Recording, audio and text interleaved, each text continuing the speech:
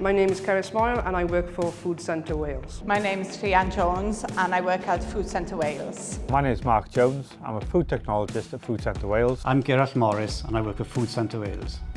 Food Centre Wales is a very unique place. We consist of small factories on the site here in Horeb in Llandysil, but us as Food Centre Wales, we don't produce anything ourselves. People come here and do trials, whether they've done it in their kitchen at home and done experiment and then they want to expand and make it on a larger volume, they come here. Or alternatively, we've got larger factories that don't want to shut off a line for a day. They then will come to Food Centre Wales and use that. But we also do go out and advise clients and do audits in factories pan Wales. The job varies a lot from working with micro businesses on new product development or systems development, so paperwork side of it, working through to sort of global businesses. Every day could be different. So one day I could be in the food centre helping clients with MPD work such as ice cream, yogurts, sauces. The next day I could be off-site helping clients with their paperwork such as SALSA, HACCP and BRC work. Or could be working from home helping clients with their labels, doing nutritionals and ingredients lists. We're a relatively small team at Food Centre Wales, so that brings its there's a nicety to it.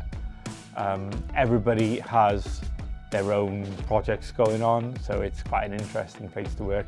No 2 days are the same. Basically, I've worked here at Food Centre Wales for the past 19 years. Thoroughly enjoyed it because the work varies from day to day. But also I like the fact that I live only half an hour away from here, so I'm surrounded by family and friends and I get to do the outdoor activities and my children get to do what I did when I was a child. So the reason I've stayed local in my job and career is A, the part of the world we're in, it's a stunning part of the world, and also the sector I'm in, it's quite sort of heavily dairy prominent in this area, so it suits me to stay here and it suits the industry for me to be in this neck of the woods. So the advice I'd give someone to start out in the industry is, whether in university, in school, or go straight to work, is to work hard and always be willing to do whatever job you ask to get experience. Skills for the job, I would say be inquisitive, be open to new possibilities, new foods, new technologies, new packaging. The things are changing all the time, so you have to keep an open mind. I originally started as a food technician and I've worked myself up to a food technologist. You need to be aware of what's going on, the legislation. You need to be a hands-on person as well. So the application process for a job at Food Centre Wales, we're part of the local authority, so it's very similar to that. As long as you have ability and a sort of can-do attitude, it's a relatively not easy job to apply for, but the application process is relatively simple. The biggest myth, I would say, if anyone asks what my job is and I say a food technologist, people instantly think that I'm a chef. An excellent chef like a Michelin star, I know every single step about any product. When you talk about food, people think straight away about catering, kitchens. It's so much more than that. I mean, look at the equipment I've got behind me. You wouldn't see that in a normal commercial kitchen.